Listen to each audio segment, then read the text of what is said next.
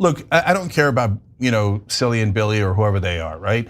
But it's not just one group. I get it. They literally do a gossip channel, and they think that they're leftists or something. They never talk about policy. They just talk about gossip the whole time, from what I could tell. But it doesn't matter. It's not about them. Look, guys. Again, I don't want to keep getting into the same thing.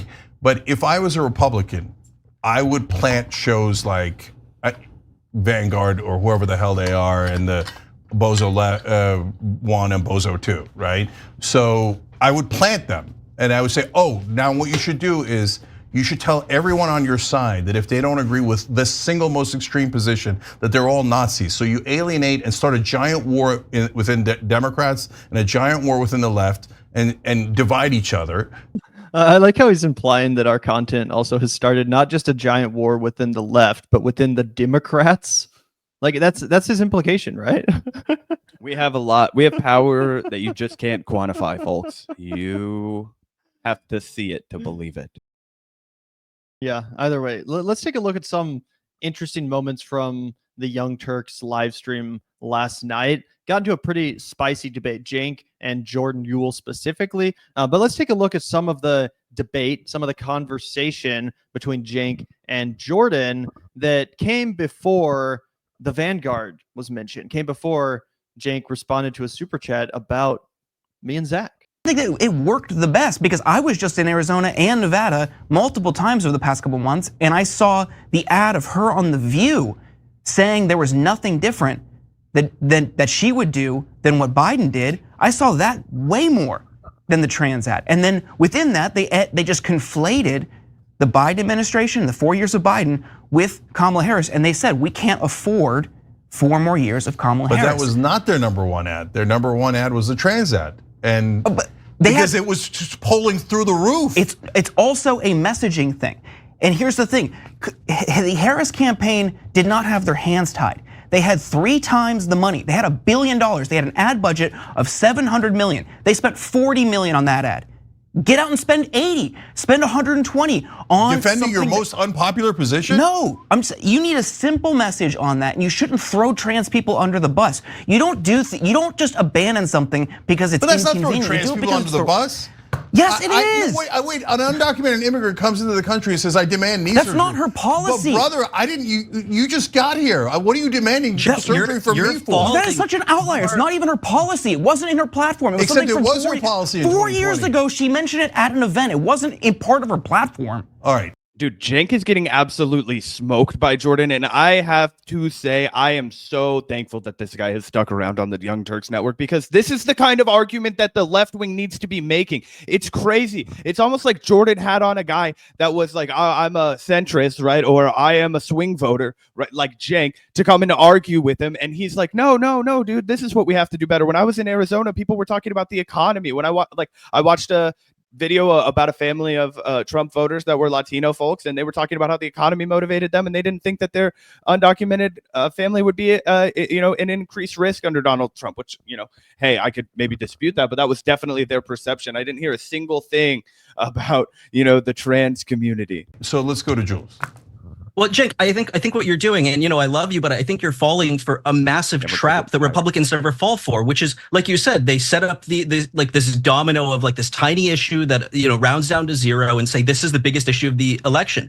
So, and that's 100% right. It's something that Cenk has acknowledged before, but now he wants to take the bait because it kind of proves his point in a way. He wants to seed into this right-wing framing on culture war issues because it's kind of convenient for him. It kind of makes his point that, oh yeah, maybe my left-wing critics, people like us, maybe they are crazy. Maybe they are kind of sort of to blame for what happened. Maybe they're the problem with this country. Maybe they're why people are flocking to Donald Trump. It's not us. It can't be me and Anna. It can't be us, constantly fear-mongering about homeless people, and obviously not just Cenk and Anna, but the trend that they represent, this red pilling of America, not just on the crime issue, not just on the homeless issue, which we talk so much about, which absolutely contributed to Donald Trump's victory, but the trans issue itself, the culture war garbage itself that Anna Kasparian has participated in, that she's played into, and Cenk has sat there idly by and participated in it as well. He's given their audience permission to go down these rabbit holes of transphobia, and so is Anna Kasparian with the birthing person stuff, the women in sports crap. They're falling for the bait. They are falling for the culture war bait. Then they want to turn around and point the finger at channels like us, as you're about to see, and act like we're the ones that want to take the bait. It's absolutely crazy when we just want to, stand up for and defend basic rights of marginalized people. Again, we don't make this stuff the number one issue on our agenda. It's not like you tune into the Vanguard and hear us preaching about trans people's participation in women's sports every single day. That's not our favorite thing to talk about. Most people on the left would say the same. The only reason why anyone on the left talks about this stuff at all is because it's constantly getting brought up by the right wing, and we have no choice but to respond to it. Because when the right wing creates a moral panic, when the right wing creates a witch hunt, going after a marginalized community like the transgender community, it's incumbent upon us as leftists to respond, to stick up for those people and defend their rights as fellow Americans. Pretty basic stuff. But I don't want to be having that conversation. I don't want to run candidates whose single issue or number one issue is based around culture war crap. This is not important to 99% of the electorate. I'm the first to admit that. The only reason we have to talk about it is because the right wing won't shut the fuck up about it. I did want to say shout out to our friend of the show, Alberto, who let us know about this next clip that we're going to play. I was about to go to bed last night before I saw this. I was hanging out with some homies last night, but wasn't watching TYT. So I do appreciate Alberto, who's a viewer, for sending this our way. Holy shit, Zach. Crusty Trombone Dragon said, I almost never agree with Jordan. That's not a good start. But I agree with him 100% on this. Cenk is projecting / strawman. I'm part of the chronically online. Thank you for admitting that. And the only place I see the transports issue being discussed on the right is on the right, like Cenk is doing here. It's a fringe issue projected onto the left. Yes, but like when they, all right, I don't want to get back into the debate. All right, but thank you for your running. I love whether you agree or disagree, it doesn't matter. This is where we have conversations, okay? The conversation you just said you didn't want to have. Okay, you know what, last thing here. Sage and Candle said, outside of the Vanguard's attacks, you really need to be more clear about the left. It sounds like you're attacking your viewers and you lump people in. Thank you for writing that in, because I do want to clarify it. Look, I don't care about, Silly and Billy or whoever they are, right? Silly and Billy. But it's not just one group. Yes, you do care about I get it. Watch. They literally. Silly and Billy, the new official monikers of the Vanguard. Hey, let's we gotta get a new piece of art with that on it or something. Yeah, I think I'm probably Silly and that's Billy. I don't know. Maybe I'm Billy and you're Silly. Who knows? Oh God. This is hilarious. Also, bro, imagine having millions and millions of subscribers. Cenk has more than 100 times the subscriber base of the Vanguard. We have 50,000 subs. He has over 6 million subscribers. And you can tell that his career is circling the drain right now because he's actively worked up and pissed off. The other thing that was funny is everybody was telling us that he was mocking Gavin, like the way he tucks his hair back the other day. This guy watches every single clip we put out. In fact, I think he might have a paid burner just so he can make sure that he gets all of the nitty gritty. He probably plays it, when he wakes up in the morning and he really needs to stew. Yep. All right, let's go back, guys. This is so good. Attacks. You really need to be more clear about the left. It sounds like you're attacking your viewers and you lump people in. Thank you for writing that in, because I do want to clarify it. Look, I don't care about, Silly and Billy or whoever they are, right? But it's not just one group. I get it. They literally do a gossip channel and they think that they're leftists or something.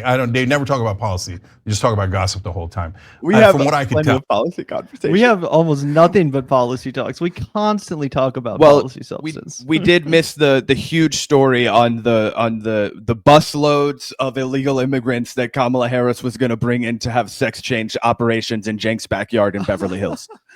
Yeah, and the Venezuelan migrants taking over the Aurora gangs. The gangs, Gavin. Yeah. See, the thing that people don't understand about the way that we brand our content is that we make political content interesting and fun and entertaining for people to watch. Now, some people are genuinely entertained by and interested in watching very dry political content, and that's awesome. By the way, there's a lot more to this. I'm just full screening. I just want everyone to know. We're going to get back to the clip in a second. You haven't seen shit yet.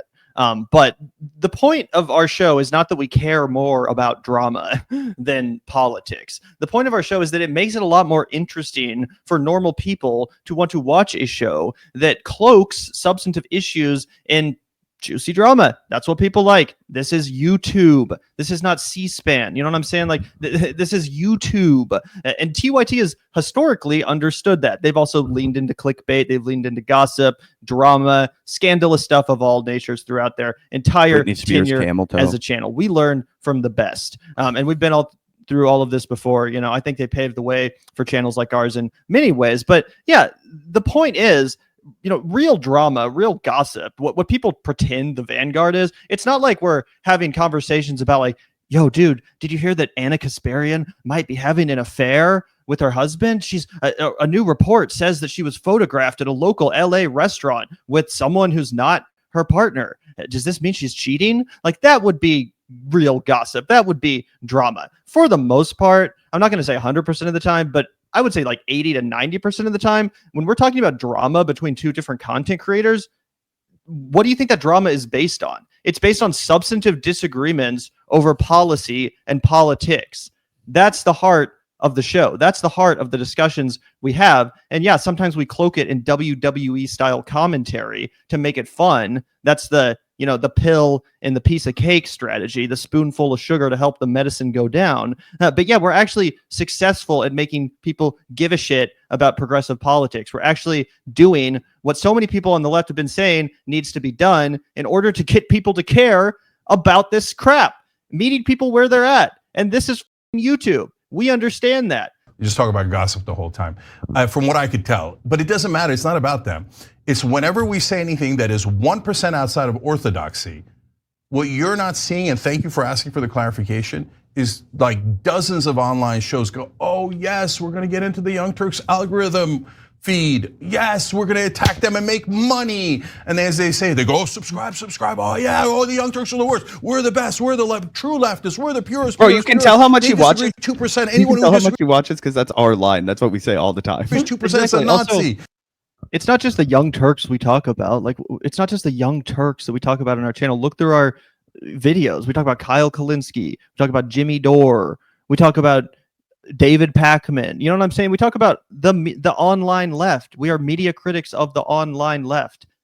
We talked about Vosh for an entire month, almost ad nauseum, when he was going through his scandal. Yeah, if there's a hot topic, yeah, we're going to talk about it. If Jimmy Dore is melting down and losing subscribers and pissing off his audience for a month, yeah, we're going to make a video about it every single day. In the same way, yeah, if the Young Turks is going through some upheaval, if Anna Kasparian is clearly telegraphing her pivot to the right and pissing off a bunch of TYT members in the process, yeah, that's also something we're going to talk about, partially because it proves us correct, partially because it actually proves that what we've been saying for a long time is legit.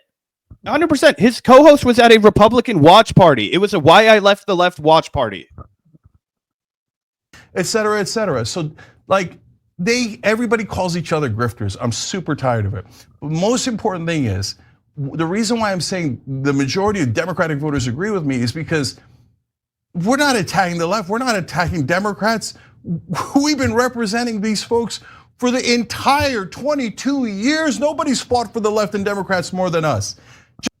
Hey, Cenk, who did you endorse for the mayoral race in Los Angeles, California? Oh, Rick Caruso, a billionaire real estate mogul, a guy who ran a right-wing campaign against a demonstrably more left-wing candidate. How about your thoughts on homelessness, crime, jail reform? Just because you're 13 years old and you think, oh, you disagree with some orthodoxy you made up that no one voted on, and the Democratic voters on the left doesn't actually agree with you on, doesn't mean that we're attacking the left. And the one thing I need help with is, what do I call these folks? I don't want to insult them, but I don't want people thinking that I'm against the left. I think they're against the great majority of the left. They're just pretending to be the most pure and hence the representatives of the left. But the polling shows that the great majority of Democrats do not agree with them. So they definitely don't represent the left. Definitely. So you guys tell me, I call them extreme leftists, I call them leftists, I don't know. And as you said, Zach, Bernie Sanders literally identified as a democratic socialist. Cenk Uygur, for a long time, considered Bernie Sanders the leader of the progressive movement, the leftist movement, and socialism, not not something that polls well with the American people. And yeah, obviously, not every single left-wing position is going to. Like, I do consider myself a populist in many regards, but that doesn't just mean that when I'm, deciding where I fall on a certain issue, I just go based on what the most popular position is. That would make me an anti-immigrant xenophobe. Most Americans at this point are anti-immigrant. I'm not just going to go with them because that's where the herd is. Like, no, the point of being a leftist oftentimes is to represent the countercultural position. Is that crazy to say? Like, is that crazy to say? Now, we can talk about strategies as far as, is this effective? Is that effective? How do we convince people to agree with us on these positions if they may be unpopular? That's a fair discussion to have. But no, I'm not just going to abandon some position I have. I'm not just going to abandon like support for some marginalized community because a majority of Americans disagrees with me. No, we need to double down. We need to prove them wrong. That's what being a leftist is all about. It's not always about being in favor of milquetoast cultural positions that are going to make Christian evangelicals comfortable. Like, no. Yeah, I mean, this is, again, you're supposed to be watching the home of progressives, and what it is you're watching the home of we're running to the right with the Overton window. I don't know what to call them. What do they call themselves? I mean, so if they're claiming they're the left, that is hilarious and not within any stretch of the imagination and not according to any poll or any other data. So you pick whatever title you like and I'll call you that. Fringe left, extreme left, radical left, leftist. How about progressives? How about, I like being called a progressive, Gavin. How about that? We'll pick up that mantle. Yep. Cenk, you could be the crotchety, stale asshole. Bozos, whatever you want, but I'm not gonna say you're the left because you're not even close to the left. Young Turks. Young Turks, mic drop. Word is bond. I think buy some progressive merch. We got some more, by the way. Oh shit, there's more. Yep. Oh shit, I thought it was over. No. Look, guys, again, I don't want to keep getting into the same thing, but if I was a Republican, I would plant shows like Vanguard or whoever the hell they are, and the Bozo 1 and Bozo 2, right? So I would plant them, and I would say, oh, now what you should do is you should tell everyone on your side that if they don't agree with the single most extreme position, that they're all Nazis. So you alienate and start a giant war within Democrats and a giant war within the left, and divide each other and profit off of it. That'll be great. And then make it seem like all of the left isn't Medicare for all, isn't all of your popular positions. It's only the most extreme position. I think this is so funny too. Like, I think this is so funny too because it's obvious Cenk doesn't actually, like, he might watch our show. We clearly live in his head rent free, but he doesn't actually pay attention to the criticisms we're making of the Young Turks. Sure, we just doubled down on our defense of the trans thing, and we're happy to do that. But it's actually not the number one criticism we have with Cenk and Anna. It's actually not the number one drum that we've been beating over here at the Vanguard when it comes to our criticisms of the Young Turks. And I actually do genuinely wish Cenk would listen to some of our videos and take into consideration the criticisms we're making, Cenk. The point of this is not just to sling mud and be virtuous and be leftier than thou and to profit off of doing so. No, that's not the point. If you actually listen to our show, if you listen to what we've been saying about the Young Turks, you will know that we've actually been fans of the Young Turks. Myself specifically, I was a big fan of your show, Cenk, going all the way back to like 2014. I was a daily viewer. And I watched as your show went down the toilet. I watched as big money corrupted the values of your show and made it damn near unwatchable. I watched as you tried to become MSNBC light and went down the Russiagate rabbit hole, trying to sound like Rachel Maddow every day. And then we reported on heavily the union busting that mired your network. We talked to whistleblowers from TYT that exposed your hypocrisy on the issue of labor. Over and over again, we've discussed these issues. And out of everything I just said, Zach, which of those issues was virtue signaling? Which of those issues was us sitting on our high hill pretending to be the leftiest of lefties? No, we're giving you constructive criticism. We're telling you how your network has gone awry, how I've watched it go from a beacon of independent progressive media to a relic, to a absolute, just shadow of its former self. I've watched you, Cenk, sell out taking that Katzenberg money and robbing your show of everything that made it special, toning down the spirit, the fun, the personality that made TYT what it is. And not just the spirit, not just the fun, but the bold, progressive message that made you popular in the first place. Now you sound like freaking Fox News Light. You sit there next to your red-pilled co-host who wants to tell you why actually Donald Trump's, he's not so much of a fascist. Maybe we shouldn't be so hyperbolic. Trump supporters, they're actually onto something maybe. And the left is really annoying. I got called out by some annoying person on Twitter. So maybe the left is terrible. You've participated in the red pilling of America. You've given your audience permission to go down those rabbit holes over and over again, specifically on the issues of crime and the culture war garbage, the trans stuff, which you just blamed the election. You just blamed the left's loss on, Cenk. So don't sit here and single out some fucking 60,000 sub channel, not even 60,000. We have 57,000 sub channel, and say that we're creating a war on the left. Creating a war. Oh, we're so destructive because we're pointing out your bullshit, because we're exposing the ways in which you've sold out, in which you've allowed your own network and your message to be corrupted by big money, which ironically is the thing you fought against, that you've preached against for all these years. We just point that out, and now it's us. It's we who are the issue. Now you sound like Anna Kasparian. Who the other day said, "Oh, it's not Trump who's the fascist; it's people that point it out. They're the problem." Well, that's basically what you're doing. We can sell out, we can go right wing, but if you point it out, then you're destructive. You're creating a problem on the left. You're leading to Republican victories. This is insanity. Well, it's just not an authentic movement. You could try and be earnest and unpack what Cenk is doing over here, but that's just frankly impossible given the reality that we've all seen. This is a guy who wants to pretend that 3 fringe issues that came from a we barely have a platform, guys. I went and shook martinis last night. You know what I mean? Like we are regular ass people. We walk out, nobody asks us, nobody takes a phone call from us, nobody knows who the fuck we are, right? Like we are very plugged into this very specific beat. But Cenk is watching his entire network go and he doesn't know why. He doesn't know. And it's impossible. Cenk is a narcissist. He has a narcissistic personality disorder. He cannot accept that he's living in a world of his own creation. He is responsible for the degradation and the destruction of TYT because of his own incompetence, because of his own hubris. It started with the Katzenberg money. Oh, I took this $20 million.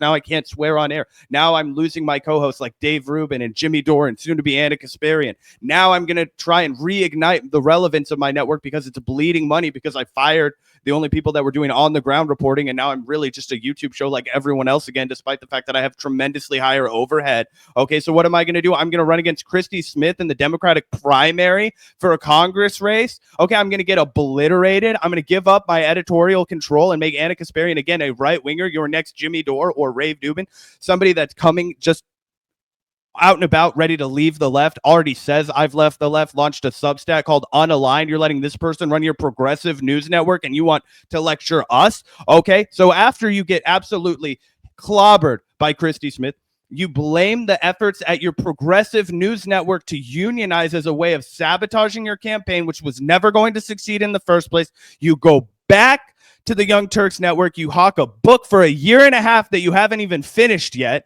Okay. You start making irrelevant bozo content. You start talking about how you're going to endorse Rick Caruso and how the biggest things impacting the lives of people in Los Angeles are crime and homeless people. Guess what, dude? The homeless people are the people you're supposed to be advocating for. And when you stopped doing that, you lost your whole base. You lost your mind too. So then you're like, oh my gosh, what? I have to do something. I can't get on Joe Rogan's podcast. I can't get on any of these high platform podcasts. I have to go on Piers Morgan once a fucking week to say the same thing over and over and over and over again. And when you say the right thing, we actually give you credit, Cenk, because we like having popular, aggressive, progressive mouthpieces out there. But instead, what did you do? You were like, I am going to launch a presidential bid when I can't even become president. And you think that didn't continue to debase and erode your network? And then you're going to turn around and blame the left. You're going to turn around and blame 2 dudes because you can't stand the thought of anybody else profiting off of progressive media. That's the other elephant in the room. Anna and Cenk constantly come back to money, money, money, money, money.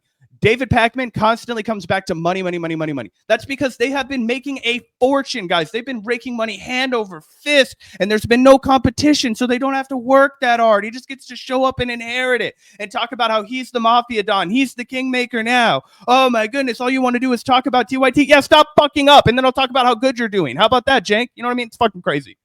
Yep. Yep. And Cenk used to understand the appeal and the importance of having a lively, aggressive left-wing media space. Guess what? That includes debates. That includes friction. It's one thing that the right wing has actually figured out. People like that stuff. They like the drama. They like the disagreements. They don't just want to tune into an echo chamber. And again, TYT used to understand that. So yeah, we are rabble rousers, 100%. Zach and I will be the first to admit that. Of course, we're rabble rousers. Our whole freaking show is based around pointing out our disagreements with other channels, hashing out disagreements. But guess what? That doesn't mean that we want to cancel anyone. That doesn't mean that we want to censor the Young Turks or banish them from the left. No, it means that we're trying to engage in a conversation.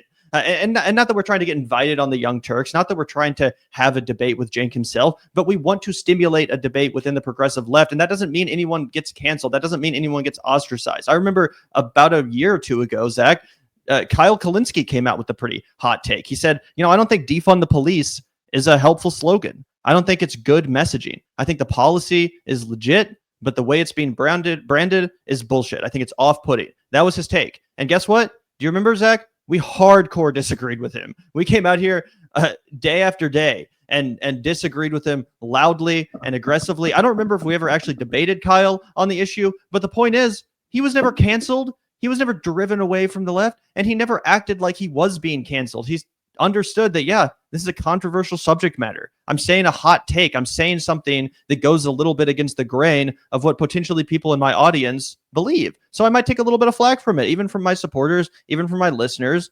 TYT, for whatever reason, takes this bitch bullshit approach where it's like any criticism of us is automatically bad faith. We're not even going to listen to it. We're not actually going to respond to it in good faith. We're just going to write it off as like virtue signaling, when again, that's really not even what we do. 70% of the issues we have with TYT aren't like moral culture war kind of issues. They're substantive issues. They're union busting. They're, the Rick Caruso thing, et cetera, the Katzenberg cash, right? And not supporting the end of cash bill, having to have a two-tiered justice system. Exactly. But instead of actually hashing any of this stuff out, not with us, but any of their critics, instead of hashing any of it out, they want to act like right wingers. They want to act like any criticism is the same thing as them being canceled. And, these are just 13-year-olds, they're just bozos making gossip content. No, actually listen to what we're saying. Why do you think so many people in your own audience, Cenk, agree with us? Why do you think they can't shut up about us in your chat? I watch TYT live in the evening. I see people sending in super chats about us. That's why you had to respond to one of them. That's why people in your audience say, yeah, no, Zac and Gavin are actually speaking the truth. They're not just grifting. They're not just, huffing and puffing. What they're actually saying is on point. I'm not saying that every member of the TYT army agrees with us, but a lot of people do.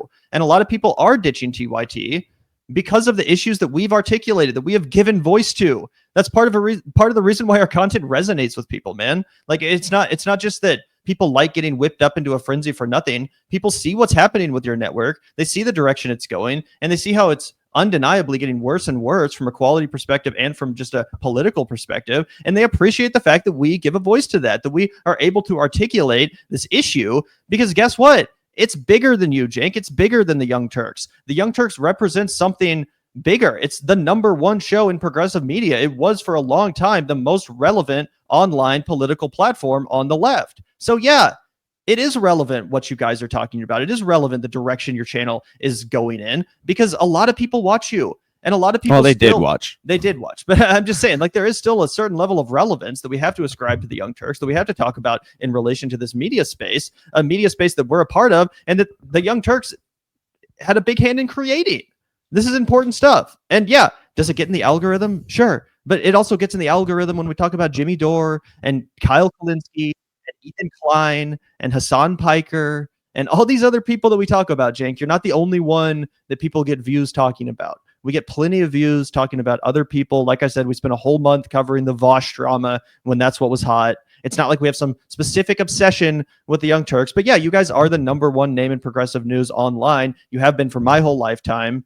And guess what? We are the new Young Turks now. Like I said, we are rabble rousers, but that's what really gets under Cenk's skin. We are the new Young Turks. You know what being a Young Turk means in a definitional sense? If you actually look it up, it means being the left flank. It means being the young, new progressives here to buck the orthodoxy and say adios to the old guard, because that's what TYT is. They may say they're the Young Turks, but they're actually the old guard of progressive media, and they're out of touch. They're out of their element. And we're here to push back a little bit. We're here to bring a new perspective and to, make some content out of our disagreements. But it's not that deep, bro. It's not that deep. No one's canceling you. No one's censoring you. No one's banishing you to a dungeon.